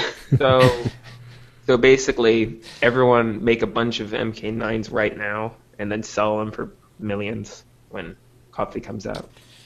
You know, I suspect you won't be the only one doing that, but... I can't do it. I wish I could, but I can't. Yeah, but at least remember, with the outfit designer, we're just going to hang on to our old gear with the MK10s, and it'll just become the MK8s. Yeah, somehow Cortana just woke up. That was weird. And yeah, they'll just stay as they are and all be fine. And then, yeah. Yep. So Okay. all my tunes are in the Battle Ace Legacy gear, There you go. and they will all augment it out, and they'll stay that way. All right. This is true. James wrote in, and this is regarding the armor kits on the cartel market. I've tested it, and you have to unlock all the armor on one character. I equipped all but the belt on one character and equipped the belt on another, and it did not unlock. When I went back and equipped the belt on the first character, it unlocked. So there you go. Confirming what Kuze suspected last week. Mm-hmm. Turg wrote in, do you get monthly subscriber CCs with prepaid cards? Would 90 days get a 3-month cartel coin rate? And specifically, of course, talking about the Amazon Coffee Bundle. Yeah, so we don't know. My guess would be they would get the 3-month rate, which is, I believe, 550 cartel coins per month. Right, For or something 1 month very sub, close you to get it. 500. Yeah, for the 60-day pass, you get 525 cartel coins for the 2 months. So, yeah, we don't know, but that's what we would guess. Fretz wrote, with just under a week until early access for Kotfi, BioWare is finally giving us plenty of details regarding the expansion. It's easy to get bogged down by these details and to get into the weeds and debate whether they're good or bad changes, but I would encourage everyone to take a step back as well. Do something that reminds us of the magic and excitement that brought us here in the first place. Re-watch the movies. Many of us are here because we have fond movies of seeing these films for the first time in theaters and wishing we could experience the galaxy ourselves. I've been playing since launch, have made many great memories playing SWTOR with my friends, and also have plenty of ideas on how the game could be better. But at the end of the day, we're all here because we love Star Wars, and sometimes it's nice to go back to the beginning and be reminded of what started it all. See everyone in 4.0. Yeah, well put. Said, yes. It is nice to go back to those sometimes. And let's see, Swotorista wrote, one of the questions at the cantina was something like a photo booth. This is something I've liked for a while, where you could choose a background or scenery and then pan the camera freestyle. Ooh, that would be really hard to implement. So, yeah. Well, but Bacchus did said he really liked the idea, because part of that Swotorista is not mentioning is that it'd also be posable. In other words, using, like, freezing the different animations so that you could get interesting poses and so on. Right. Well, they almost already have this implemented into the game with the character or the viewing screen for when you want to view gear and things like that. Yeah, it brings up a window with your character in it. You can move it around and change it. Right. You just have an option to change the background a skybox of and to some choose kind. and to choose and then an animation or a specific pose with possibly it would the be pause cool. button. Yeah. Everything's easy, right? It should be easy. And Swotorista had some more to talk about the cantina. Quote, "Thank you for not making ops necessary to the story. Thank you, random person who said this." So makes sense. If you're not an operations person, it's very nice to be able to see all of the story. Though if they were essential to the story, right now we would have solo versions of all the operations. So maybe it wouldn't have been so bad. Kind of true. 7 other GSI droids go with you. An army of Jesus droids. Yeah. Basically, you just AFK your computer. I'll be back wow. on the operation. That's not a bad idea. I wonder, could they? Is it? I think it is, though. No. Yeah. And Swotorista continues, the engine, meaning the engine underlying the game itself. Kind of silly that he wanted to hold his tongue about it. Everyone knows it's the Hero engine. They've talked about it before.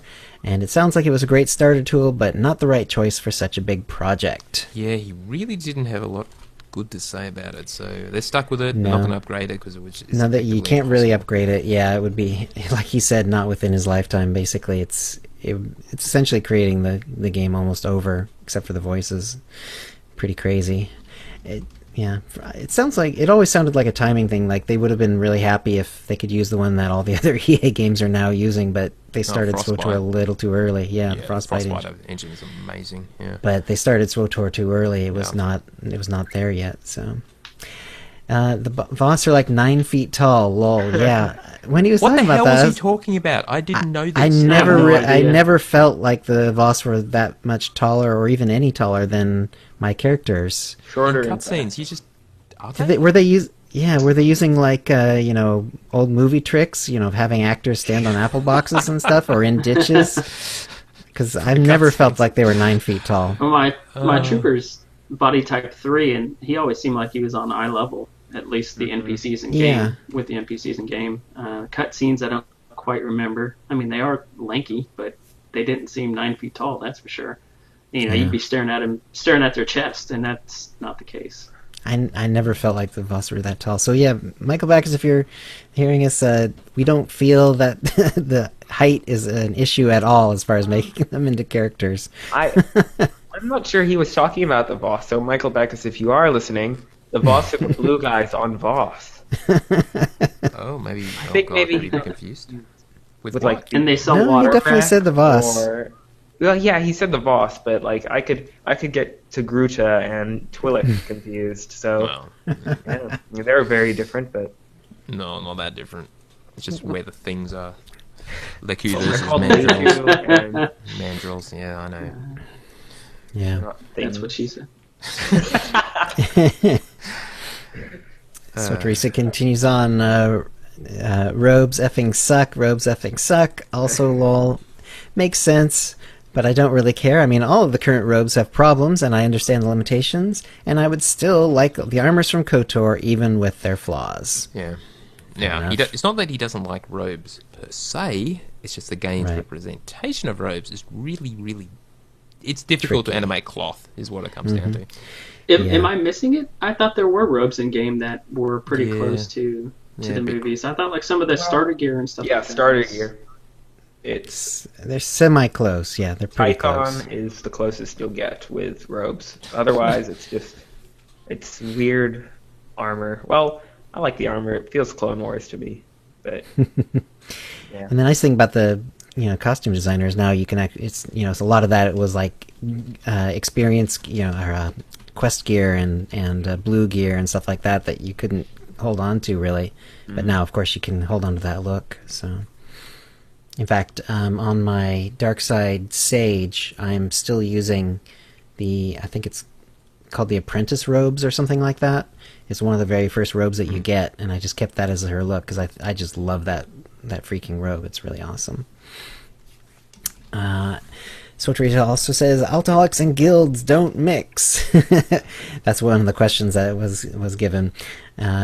We ourselves had to start purges recently. The time and date being closer and closer. It's down to where if you haven't been online for a month, your character gets booted. I've seen some cool stuff coming your way, is what he said. I just hope that adding more guild characters would be enough. I don't have too many complaints about QOL quality of life for guilds. We manage most of our games, but this one is huge.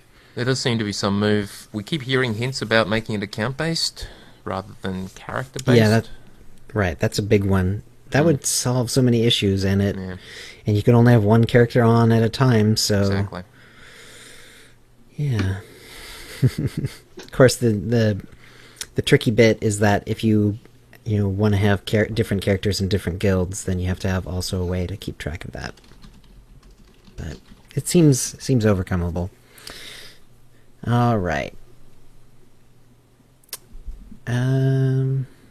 Jew wrote in, I finally experienced the random death of a companion bug after quick travel. I laughed a good amount. Yes. In fact, it happened to me again on my stream, and again, it was on McKeb going back to the plantation, a Vista plantation. Okay. That seems to be where it happens for me, at least. So, yeah.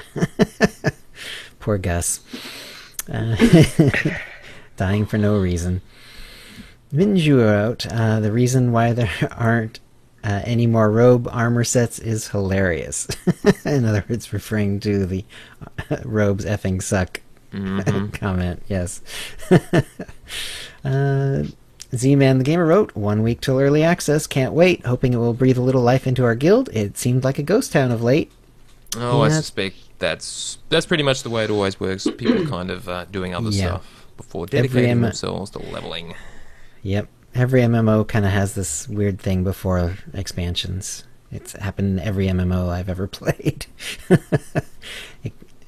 People know that the expansion's coming. They back way off because they know they're going to be playing it a lot after the expansion hits, and then they come back in droves. So. Yep. Chicken Sith wrote, I've said before we need a series by the team that did the original SWTOR trailers like Deceived.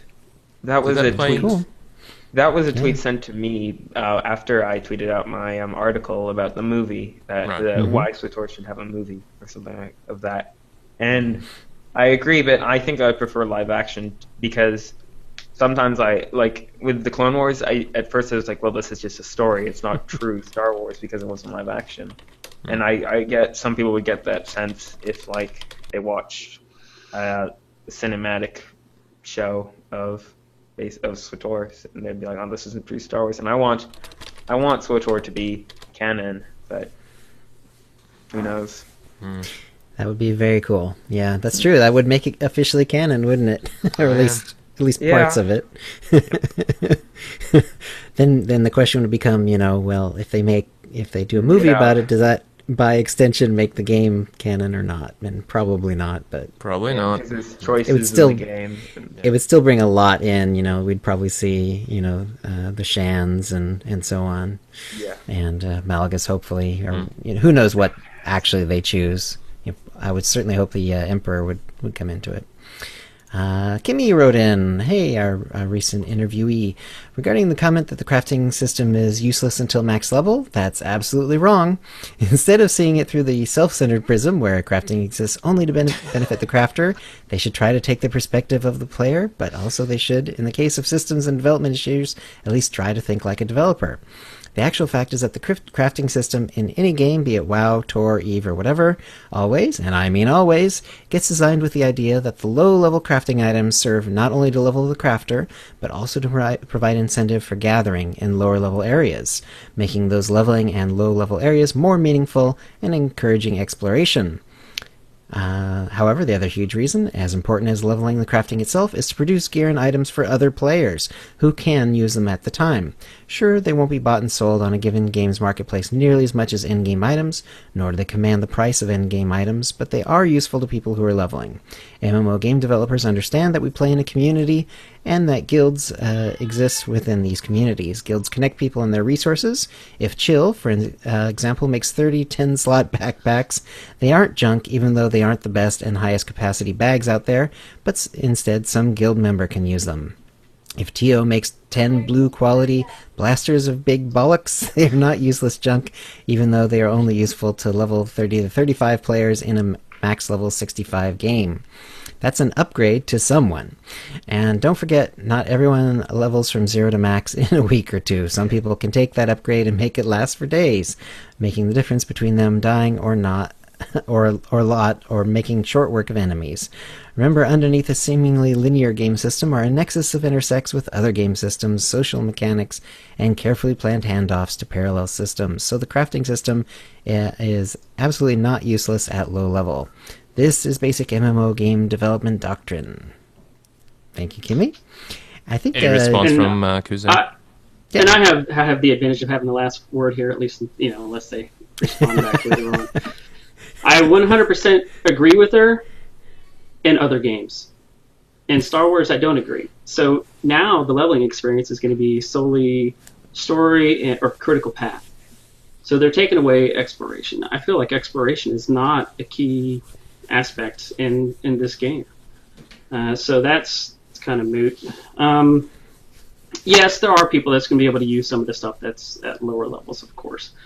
But honestly, I think back to even when I level slow, I don't level fast at all. And I think back to the times that I used anything in crafting, and I didn't use anything. Talking to other people throughout the game, hey, do you need this or do you not need this? At lower levels, they're like, no. It's because everything else is so easy, especially gear-wise. Gear is so easy to get in Star Wars outside of crafting. Is the reason why crafting doesn't matter at lower levels. Now, if that comm gear wasn't there, for the planetary comm gear and stuff like that wasn't there, that would pretty much be the only option. And it would cause more community to come together to sell and buy things and to rely on each other. But since Star Wars basically provides everything for you because it's just handed to you for the most part, it's to me it's pointless. But that's my opinion. I know there's some things that can be done, like I'm buying schematics for looks. So in that case, the lower level stuff is good for a look. But yeah, I don't know. That's only because the design at that level looks different than the design at the higher level. Not because it's a better stat item. Let's see what they've done with the new crafting system in terms of how they've actually re-itemized everything. Right. So it may actually be a lot better. At the moment, yeah, I can pretty much agree with you. But Right. Yeah, I mean, like 30 slot and 10 slot bags, and wow, that is a huge difference. Like, when you start off in Warcraft, you have nothing but like a 4 slot bag or something like that. So somebody's old 10 slot is huge to you because there's higher ones out there, but we don't have to worry about that in Star Wars because they just give you a stronghold, or not stronghold, but a bank or inventory. Your inventory. And then you don't rely on other people to open that up. You have to do that with yourself through credits and through cartel coins. Mm-hmm. Regardless of why things are being crafted, or whether it's for use or not, or just to level it, she makes a good point in that as long as there is crafting going on, then you're also helping people who are doing the gathering. So you're kind of like creating a little ecosystem there. So, but of course, if they can make it more beneficial for people to craft more, then it'll also help those explorers more go out and grab the nodes. So all right, Alex, but this is not me, not our guest. This one is definitely not Singapore. It says, greetings from Kansas. So, Alex says, greetings from Kansas. With the massive changes coming to companions, I wanted to hear your thoughts on what weapons companions can use. The one thing I don't like about trooper companions is that Vic and Yun can't use ranged weapons. Why? When you meet both of them, they're both rocking a blaster rifle, and then once they join you, they forget how to fire a rifle? I don't get it. So my question is, with any companion being able to fill any role in coffee, will we see companions be able to use other weapons that fit them outside of what they could originally use? Obviously, with Jedi and Sith companions, they shouldn't be using blasters unless that's really what you want. The point is, some companions' arsenals should be expanded. Thanks, I love the podcast, and keep up the awesome work. All right. That's a great point. I mean, we now understand that the abilities are tied to the weapon, so as long as those companions are granted the extra weapon proficiencies, like for blaster rifles instead of just the melee stuff, then yes, we don't know if they've done that, but possibly. Right. I don't know. We don't know if they've done it or not. Yeah, I think it's tied to what they've been set as, not if they're holding a weapon or not, right? Because you'd assume they still have the abilities shown if you haven't given them a main hand. They still have like shoot or whatever like shown. It's just grayed out because they can't use it. But so they'd have to make it that the abilities are tied to the weapon that you give them, so that like they have nothing. It's just a blank like bar, and then you give them a weapon, and it changes to like sword or a vibro sword or whatever they're called. And I'm assuming that's how it would work. Yeah. Yeah, but that would be tricky because then I don't know why it'd be tricky, but it would be tricky. Nah, it'd be fine. I'm pretty sure everything's tricky with coding. Well, as far as why Vic and Yun can't use ranged weapons, and which is a little weird for a bunch of troopers, that's just because they made sure when they were originally creating everything that every class had one melee, one melee DPS, tank, one melee DPS, range DPS, and then a healer. Yes. They made sure that they had all those combinations. So companions were going to have melee weapons, even if you're on an entire trooper squad, which is exactly what happens, of course.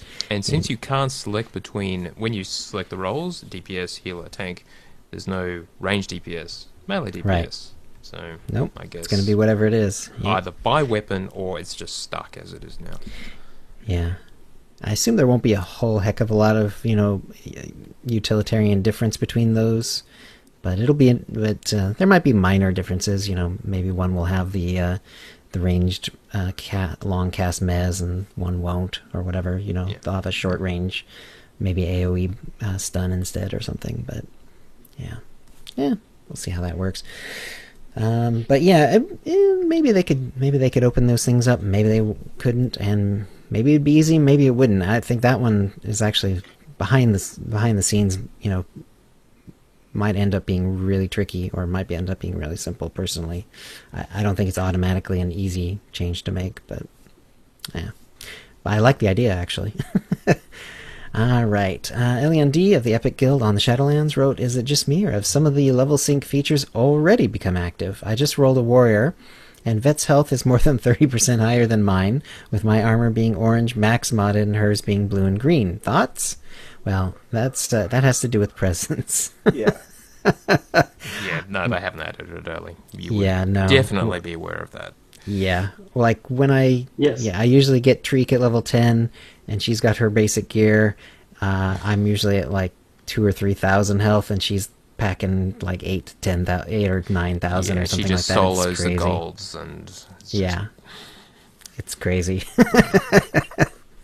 Yes, presence, not prestige, as Booze said on the last one. Yeah, I wanted to correct him, but You tried. That's all right. We're a little sober on this one, so I remember that. All right. Let's see. Kodo wrote, "Do you think it'd be better to get at least one character to 60 prior to Kotfi, or finish class quests to the end of Chapter 3?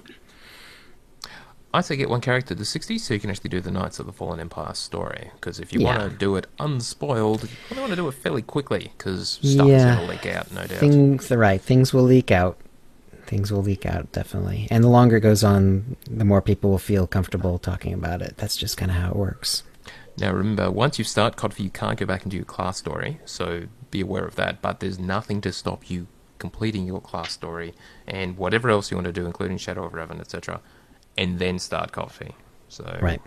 So you don't have to right away, but if you could, that'd probably be more ideal. You can take the same class if you wanted to, or a different class of the free 60 that they're going to give you, and take that one through the story just to experience the story, and so things don't get spoiled for you later on.